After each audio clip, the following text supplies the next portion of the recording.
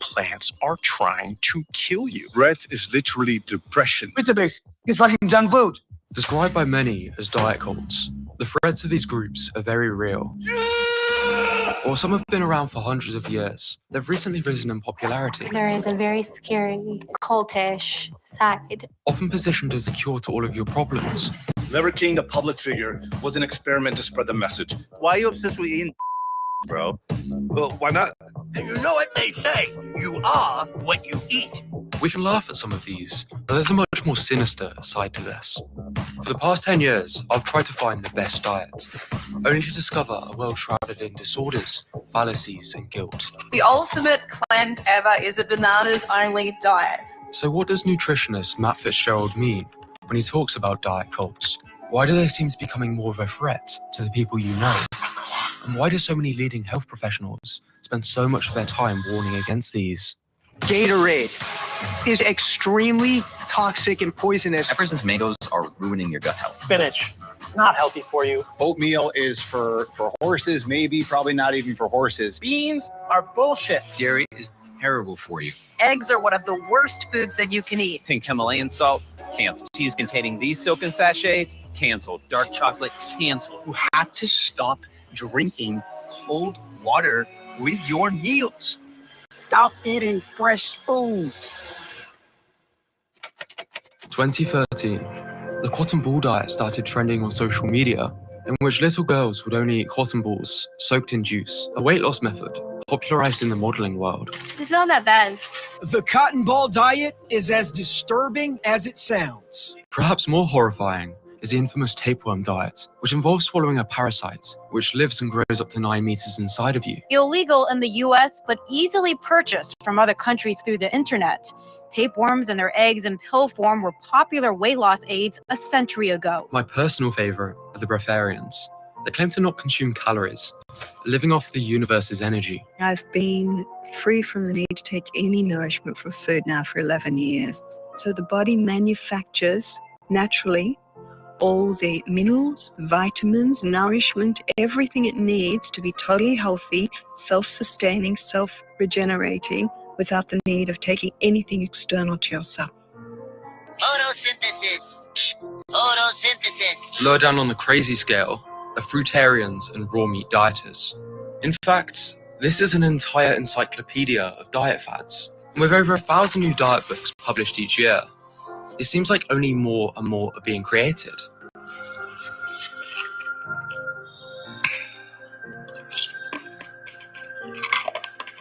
Natural selection, right?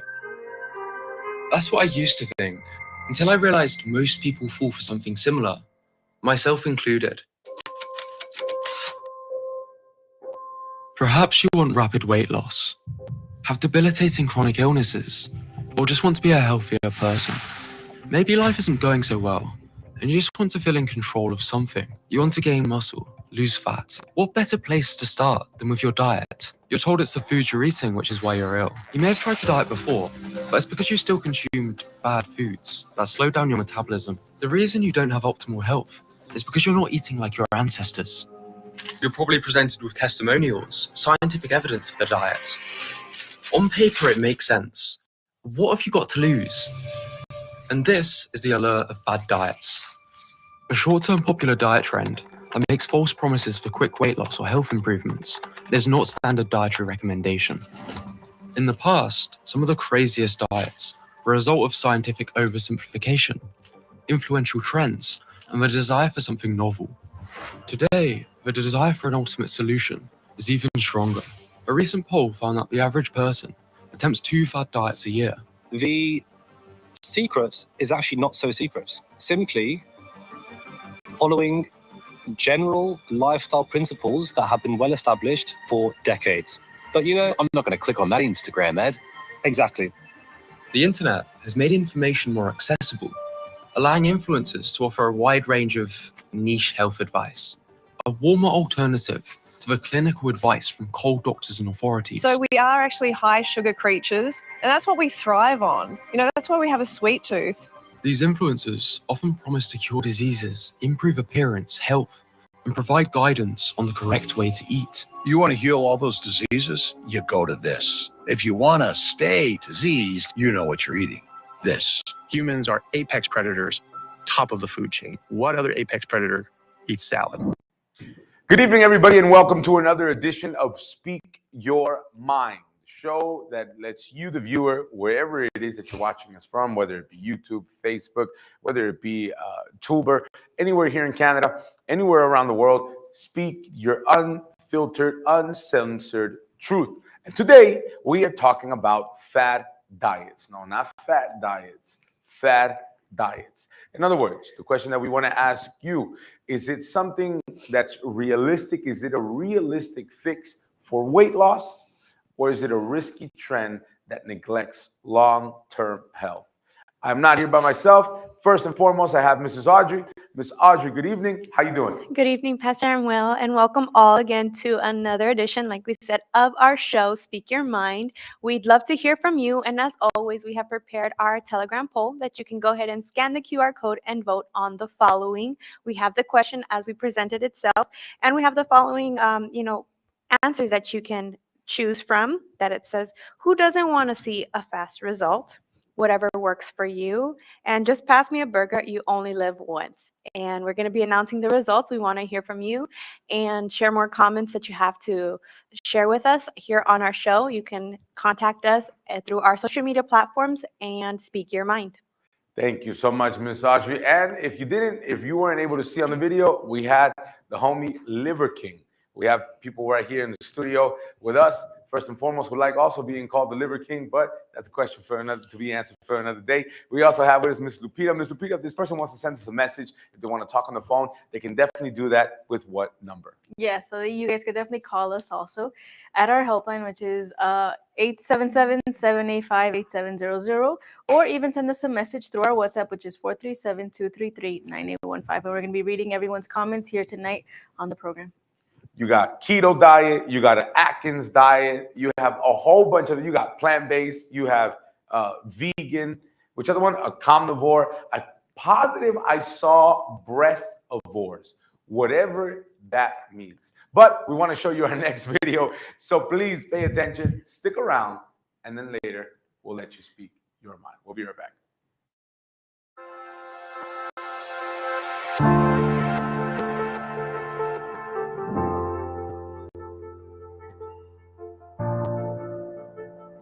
What is considered healthy to you? To me, it's just eating a lot of vegetables and no fat stuff, no sugar, and brown bread. Everything is in a diet. What do you think are good foods to eat, and what can be harmful to the body? Well, I think what we call healthy food, we're not. Because if you even read the instruction on most of these healthy things, there are things in there that we are not supposed to eat. The best food to eat is what we grow. You never know. The food depends on the food.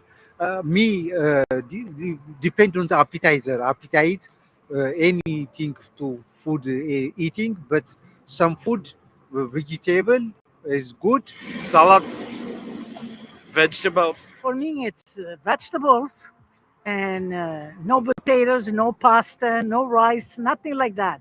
It's just more, that's quinoa and something like this. Yeah, that's no French fries, no ketchup, nothing like that.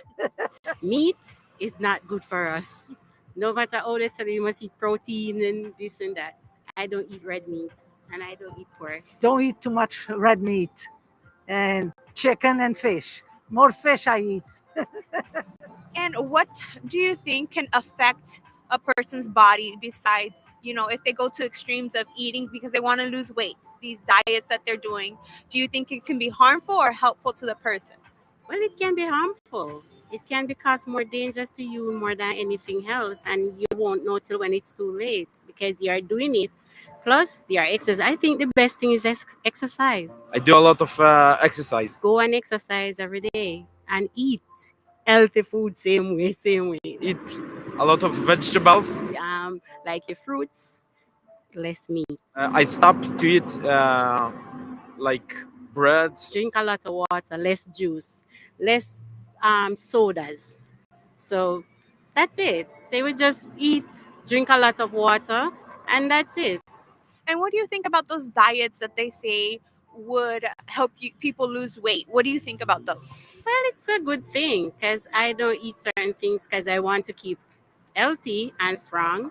But most of them are good, but still you have to read the labels on them because most of them would tell us that they are healthy, but when you look, it's not. They are having stuff that definitely not for our body. But they are putting it out and say, yeah, this is good for us. No. Keto diets, juice cleansings, and sort of things to lose weight. What do you think about those? This is for the new generation.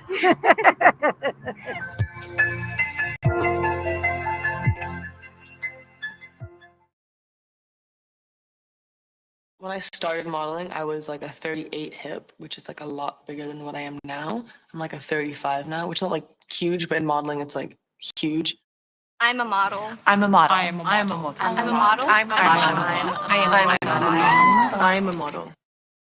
A couple weeks before my first season started, my ex-boyfriend and I got in a giant fight. I kind of went to this like really, really low place where I just like couldn't eat, just kind of lost like a lot of weight from that. And then when I went into my agency and I took digitals, I got all these options. Was when I was like the sickest I've ever been. I went to meet with the agency and they measured me and they told me that I needed to lose, I think it was like 2 inches off my hips and maybe 2 off my waist. I was a perfectionist. So I associated doing a good job with modeling with losing the weight. So I did. And it started out as just being more mindful, I guess. And then it did escalate and escalate and escalate. My lowest weight was 98 pounds when I was 17. And that was after I had just done a very successful season in Paris. There was one casting in London. I was 17. I remember walking into the room full of people, and the designer gave me this bodysuit to put on. There was no changing room. She made me just get naked. And she took one look at my body and kind of snickered and laughed, said, "That's not going to work." And then walked out of the room, left me there naked to put back on my clothes in a room full of people. When you're 15, you already have all this pressure all over, you know? And to have everybody watch you grow up and just judge you and all that kind of stuff was tough, you know? I went to Paris, and after the first day of castings, my agency told me that the response from my first day of castings for shows was that I had gained too much weight and was unusable for the shows. We flew home the following day, and the day after that, there was a headline on the front page of the fashion section of the Wall Street Journal that said, model Allie Michaels sent home for being too fat. To have this expose on the thing that I felt most insecure about in my life, reaching everyone, was absolutely mortifying. I don't know. I feel like I was publicly shamed. But, you know, I also just, it shouldn't be a big deal, really. But it did affect me at the time. I wanted to hide. And I didn't want a lot of people kind of, putting cameras in my face and putting me on front covers of newspapers. What I was receiving for many years was that my body was not right. And it's almost impossible to erase that. And I thought,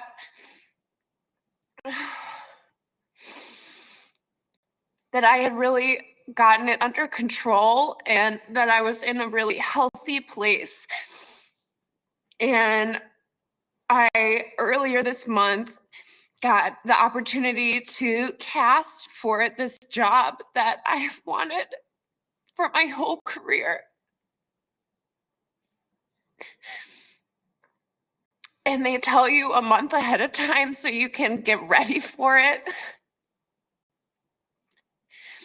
And the entire month was like torture for me. Did you get the job? No.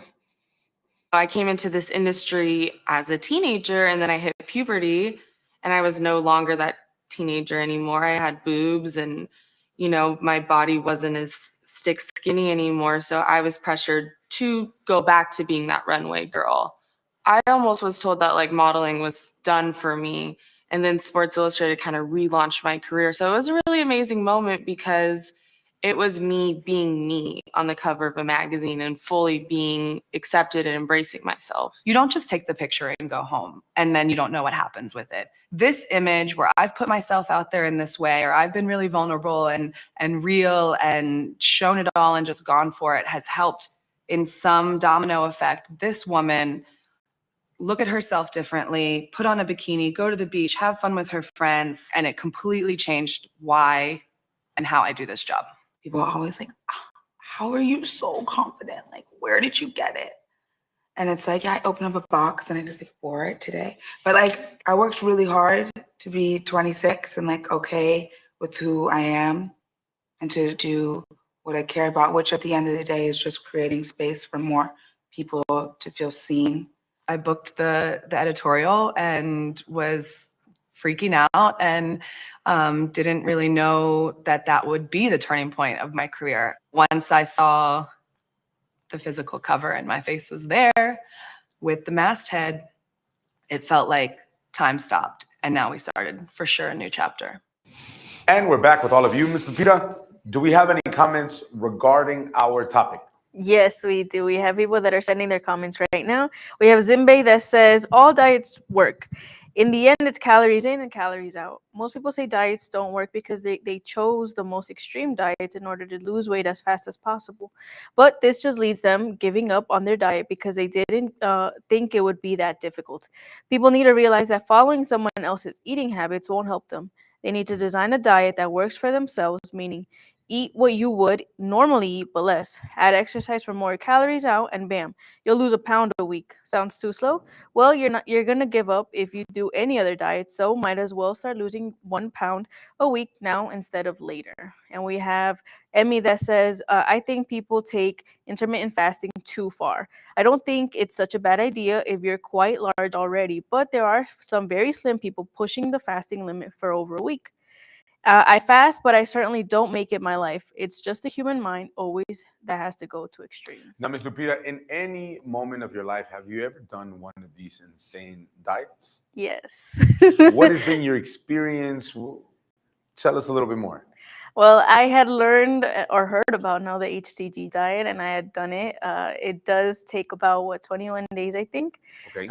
So it's 3 weeks, and it's whoever doesn't know what it is, you get injected, right? And you literally, kind of like daily, you lose a pound. So the thing about this diet is that you have to go on 500 calories a day. So that means you either eat 100 grams of chicken, 100 grams of fish, shrimp, and like absolutely nothing else. You drink a bunch of water, no sugar, and that was pretty much all day, every day. And I obviously, by the end of it, was very tired of it. I did lose around 25 to like 30 pounds. 3 weeks. Yes, in 3 weeks. So that was a pound a day practically, or two. And it wasn't the easiest because by the end of the day, I just wanted to eat. I prefer my regular food, and my body did have different reactions to it. So I did see the result fast, but I did see the extreme weight come back. Now, Ms. Lupita, when it comes to diets, do you think people are just worried about losing weight, or do you think people are just worried about changing their eating habits? I think when it comes to these diets, people are, I feel like most want to just lose weight, because if they wanted to change their eating habits, then that's what they should go to first. Because in order to lose weight, I mean, you could do all these extreme diets, but after you finish it, after you put in yourself for 3 weeks to do it, you're going to go back to going to McDonald's, to eating your regular fast food, to eating food outside. And that's where you end up gaining the weight back. I remember doing the diet and I just wanted to lose weight. I didn't necessarily want to start new habits because I wasn't fully mindful about it. So I think when people do these diets, they should start eating correctly, and then seeing that progress, even if it's a slow progress, because when you do it fast, you end up gaining the weight fast too. So you think it's more, for example, now I'll ask Miss Audrey. Miss Audrey, do you think that in this case, do you think it has more to do than with the diet itself? Or do you think maybe, Miss Audrey, it has to do with the person changing their eating habits? Because one thing, the person could be eating I think I saw one thing, 70 bananas a day. Right? So you think it's more on the diet that they have, or do you think it's more on their eating habits? I think it has to do with, their eating habits, because essentially, to begin with, I think it's more of a healthy lifestyle that they're looking for if they want long-term results. Because like we said, you can do all of these crazy diets and stuff and then, lose it quickly, but then you'll gain it even faster. So it really needs to be something that you're mindful about, something that you're really dedicated to. That's going to help you as well as not harm your body, because a lot of people don't really research, they see maybe a TikToker an influencer that they follow, they do the same diets, expecting the same results, but sometimes little do they know it's going to affect their long-term health. So that's something to be mindful about. And especially it happens mostly with women because of, they want to look a certain way, they want to be a certain body type, a figure, especially with all of these social media influencers and etc.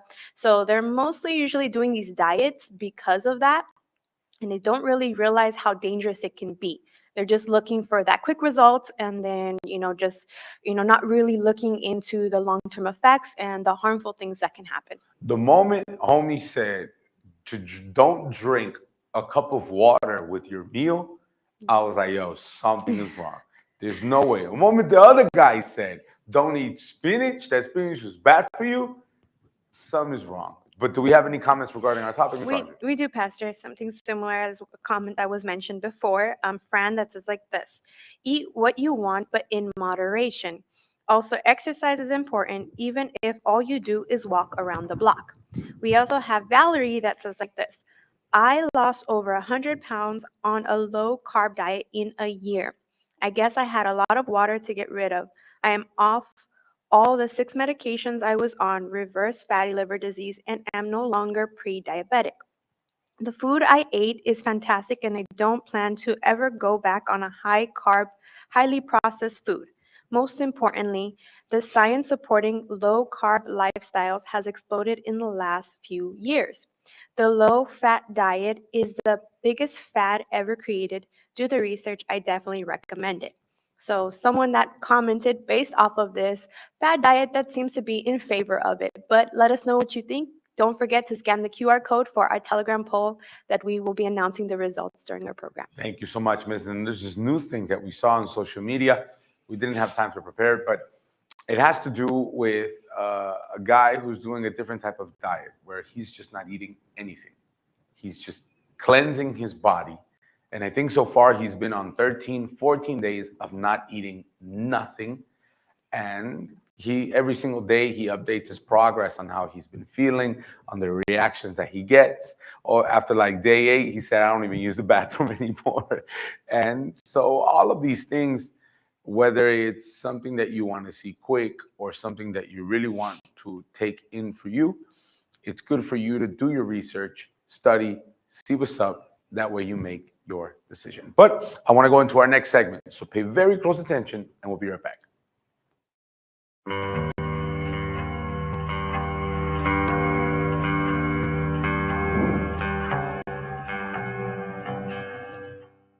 High protein, clean eating, and deleting sugar.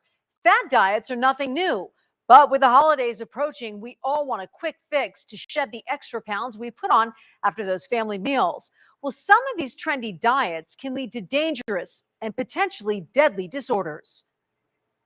It started off as healthy, but slowly really turned into me just being obsessed with it, and it really went downhill really quickly. Dangerous diet trends are all over social media. 16-year-old Mackenzie Foy and her friends were all trying fad diets. Her mother, Deborah, didn't worry about her because she appeared to be eating healthy until her appearance drastically changed. I remember being in the dressing room with her and just it hit me like this isn't healthy anymore. After Mackenzie's mom made an emergency appointment at the pediatrician, Mackenzie was immediately admitted to the hospital.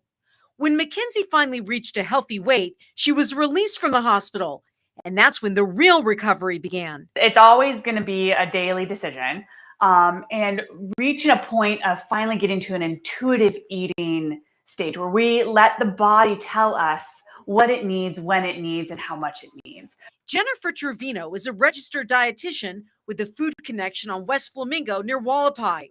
She says the trends of increasing a specific food group like meat or protein are causing a breakdown in overall health. Eliminating a lot of nutrients that you need can lead to just malnourishment of the whole body, right? And your body, every cell in your body needs all the macronutrients and micronutrients to survive. Lori Jablonski has seen her weight yo-yo her entire life. There was many diets, and I was diagnosed with anorexia. That's why seeking out help will make sure you're getting the right nutrients all the time. Plus, it's also a very trying and psychological aspect of trying to fight these urges to diet and feel a certain way and look a certain way.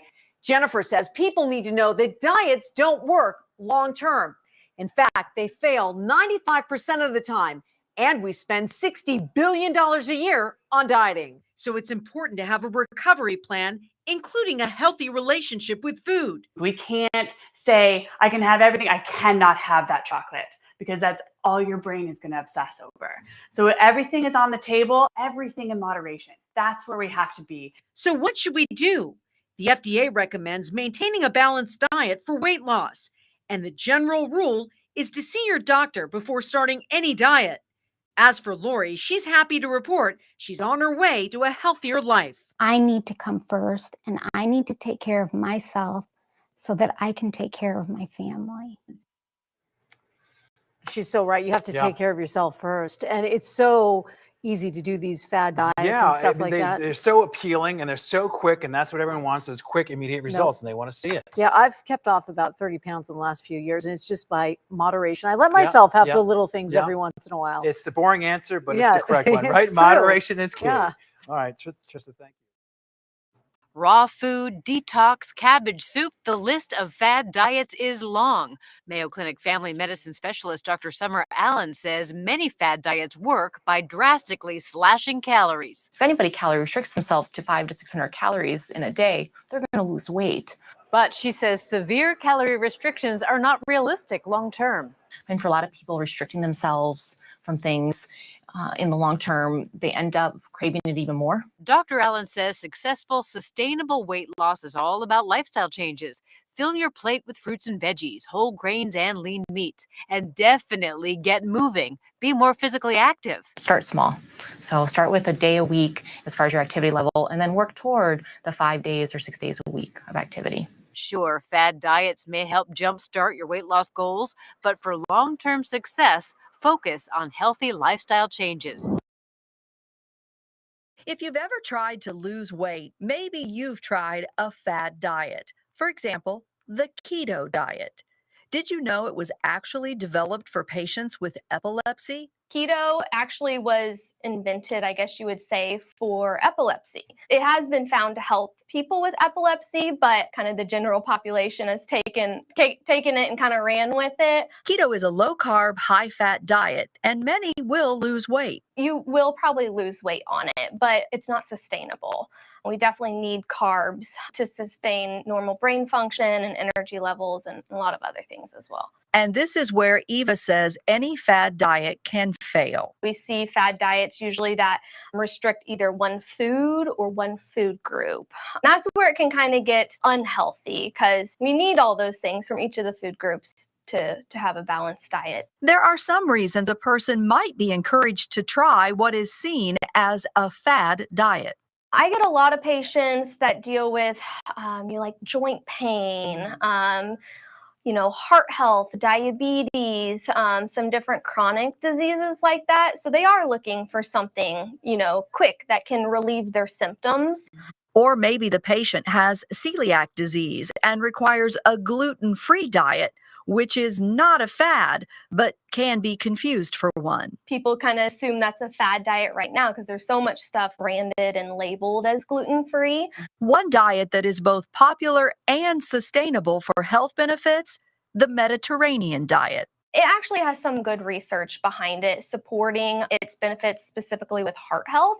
And I like it because it doesn't necessarily restrict any of the food groups. It more focuses on getting your fruits and vegetables in, your whole grains, your lean proteins, plant proteins. So it's not restricting one of those big food groups, but kind of adding some of the good stuff in. In the end, if you want to lose weight, feel better, or be healthier, it really comes down to more than what you eat. From Atkins to body cleansers, there are tons of fad diets out there, and it seems like there's even more misinformation about them. I'm Dr. Janine Darby from Penn Medicine, and today we're going to separate fact from fiction when it comes to fad diets.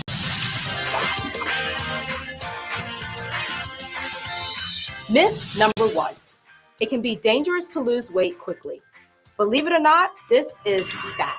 It can be unhealthy and even counterproductive to lose weight too quickly. When you start a crash diet, you're shocking your body into a routine it isn't used to. By losing weight too quickly, you can actually send your body into survival mode. This comes in the form of a slow metabolism, which should sound very unappealing to anyone who is trying to lose weight. These extremely low-calorie fad diets also typically starve your body of the necessary nutrients, vitamins, and minerals that you need to function properly. Myth number 2. Skipping meals can cause you to gain weight. This one is part fact and part fiction. In an effort to try and slim down quickly, people sometimes skip meals in order to cut calories. Take it from me, this is a bad idea. Technically, if you consume less food in a given time, your weight will go down. But that's often only a temporary result, and you can actually be doing more harm than good. When you're this hungry, your body craves foods that are high in fat and sugar. So rather than skipping meals, try to eat multiple smaller meals throughout the day and swap out bad snacks for healthier options like fruits and vegetables. Myth number 3, eating fat will make you fat. This is fiction. Most of the time when you think of fat in your diet, you think of fried foods or a fatty piece of meat. These fats, which are saturated or trans fats, are bad for you and can contribute to cardiovascular disease, diabetes, and obesity. But not all fats are created equal, and some could even help you in your weight loss journey. These healthy fats, also known as monounsaturated and polyunsaturated fats, are found in foods like nuts, oils, and fish. They help to increase your internal body temperature and accelerate calorie burning. They should still be consumed in moderation, but don't let the word fat scare you into completely eliminating them from your diet. When considering a diet and exercise plan, it's best to steer clear of fad diets and instead discuss your goals with your primary care provider. And now, Ms. Audrey, I think we have the results of our poll. Correct, Pastor. So as we have been asking everyone what they think, are there a realistic fix for weight loss or a risky trend that neglects long-term health in results to fad diets, right? And we have 18% of people that say who doesn't want to see a fast result. We have 24% of people that say just pass me a burger, you only live once. And the majority says whatever works for you. There we have it, the final results for our Telegram poll. Thank you so much. I think at the end of the day, if I could speak my mind on this now, is what works for you. I think when you cross the line of something that leaves you completely starving, sleep deprived, something that really does more take a toll on you than anything else, because not eating for a couple hours, I can understand. Not eating for a long period of time, that's something else. But whether it's a diet, whether it's a decision to make better choices, all in all, it has to do not even so much with you taking care or you wanting to look a certain way, but for your health. Because there are sicknesses, and majority of those sicknesses, whether that be in the kidney, whether that be in the lungs, whether that be in any part of your body, majority of them has to do with what you eat. And maybe you're somebody who right now who's watching us and you feel sick. Maybe spiritually speaking, you feel sick. You feel empty. You feel as if there's no way out for you. We tell you, just like the pastors prayed in the beginning of this program, that there is a way out. But you have to understand, we all have to understand, that I'm not going to do what I want to do, but what God wants me to do. And if you say, Pastor, I think for me the best thing to do is to work on a diet. Okay, but I promise that if you seek him, the book of Isaiah, chapter 58, it tells us that the recovery will come forth or will spring forth speedily. You know what that means? That means that even though all the medication in the world that you take that hasn't been working, the power of God is capable to give you what you've been looking for. The recovery, the recuperation will spring forth speedily. That's a promise. And if you want that promise to be completed in your life, so I invite you this Sunday at 10 o'clock in the morning in our Gathering of Faith and Miracles. The address is right there. If you want, you can take a photo, you can take a screenshot, you can write down the address, 2420 Dufferin Street. We're right there in the corner of Bowie Avenue. Bowie Avenue, Dufferin, about a block and a half from Eglinton. If you want help, if you say, Pastor, you know what? I want to put an end to what I feel. I want to put an end to this suffering. Well, then you have the opportunity to change your life. I want to share with you the story of Erica, somebody who also was depressed, somebody who had all of the problems affected to the extent where she was empty, where she didn't feel good. I want you to pay attention. And if you're watching this right now, it's not a coincidence. It's not luck. It's not a casualty. It's the power of God reaching you to show you that there is a way out. I hope to see you Sunday at 10 o'clock, 2420 Dufferin Street, and that you accompany this story. God bless. See you soon. When I was a young girl, I was molested by a family member, And so I held that inside of me, that pain, that hurt. He took advantage of the opportunity that I was young, and we were left in the room alone that day. And he exposed himself to me and wanted me to touch him. And I remember that I was like, what is happening? My mom and his mom noticed that something was wrong with me because I stopped going there after that. You know, I was going there all the time as a little girl, and I was happy playing with my cousins. And then I stopped going over there. So they noticed that there was something wrong, but I never spoke about it to my family. So that caused me to be very closed off. I don't like to talk to people and open up to people about my problems. As a young girl, I was very to myself. I was not the type of girl to want to have friends and talk to people. And I started wanting to see things on TV that was inappropriate. I became addicted to pornography and stuff like that. When I was 14, 15, I was already drinking alcohol at that age. I met my husband when I was 16. And we ended up getting married when I was already in my 20s. We had one child already. So I was drinking almost every day. There was times that I was going to work and I was still feeling intoxicated from the night before. I was going out with my friends, partying every day. I wasn't taking care of my kids. I wasn't taking care of my marriage. My husband wanted a divorce from me. It got worse maybe 5 years ago when I was working. And the reason for that is because I started working in the hospital, and I started dealing with a lot of people who were sick and people who were dying all the time. And so that brought on a lot of stress. And I started to have these spiritual attacks at night. I didn't want him to touch me. I didn't want to be married to him anymore. I kind of wanted to get a divorce. I wanted to be by myself and just work and take care of my children. I didn't want a family. I didn't want any of that. I started going to Universal Church with my parents. They brought me there, and there was when I heard of people being healed. I remember when I came here, I couldn't walk. I was limping. I was in a lot of pain. I was suffering. I was like, oh my God, I have to get to the church. I finally made it here on my own.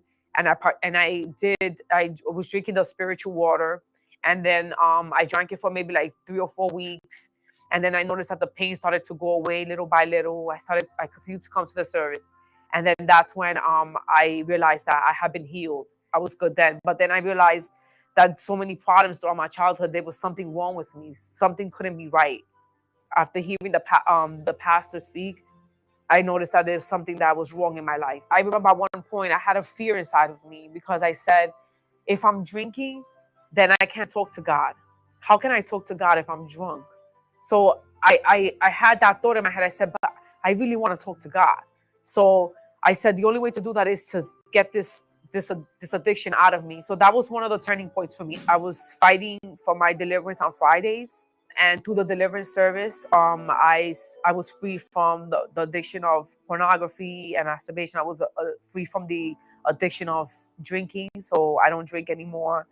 And also I had a severe depression inside of me because of what happened to me when I was a child, and I was also free from that. So so I was happy coming here. And then I wanted more, but I wanted to come Sunday and Wednesdays because I heard about the Holy Spirit, and I wanted to be free once and for all. And I wanted to have this peace that they were talking about. They were saying that the Holy Spirit is the spirit of peace and joy, and that God will come and that he will heal you, and and you will be a different person. I still was in doubts, and I still had doubts about what I was doing here in the church. And that's what I needed to surrender to God, was those doubts. And I needed to surrender my whole entire life. After that, I felt a sense of relief. I felt a sense of peace come upon me. And I had this love. And this love that was already inside of me, wanting to come out more and more. And so I knew that something was different for me from that day forward. I had a desire to want to be in love with my husband again, to love my children again. I had a desire to want to talk to other people again and be helpful to other people. And it was something that I'd never experienced before. It was just this amount of love that I had. And to fix my marriage, I wanted to be a mother again, and be a housewife and cook for my kids and take care of my children. And that for me was everything. I said, this is it. And today my life is completely different. And I wanted to be able to forgive the people who had hurt me. And I was able to forgive that person. I was able to forgive this person. And I have a relationship with this person today. I invite them to church. I offer help to this person. So only God has allowed me to do that. I started to come on Thursdays to the love therapy, and I invited my husband to come with me, and we were also doing that together. I ended up getting married again. When I thought I was going to get a divorce, I ended up getting married again. So we got married again in the church. And today my life is completely different. My marriage is different. I love my husband with all my heart. After God, he's my priority. I take care of my family. I ended up getting a new job somewhere else where I'm making more money and doing less work. So it ended up working out for me. And in this job, I have the opportunity to come to church every Sunday. Even when I have conversations with my husband, sometimes he tells me that he can't believe who I am anymore. He's like, you're a completely different person who you were before. My children also see me different.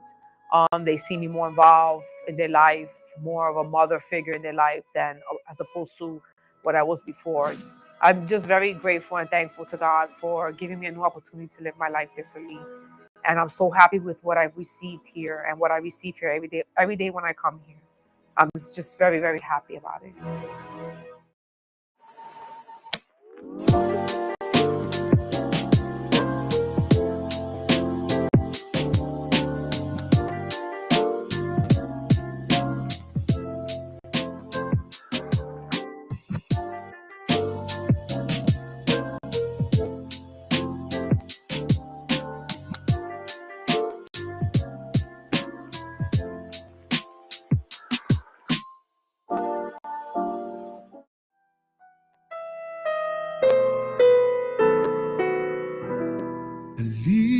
Lift up my eyes to the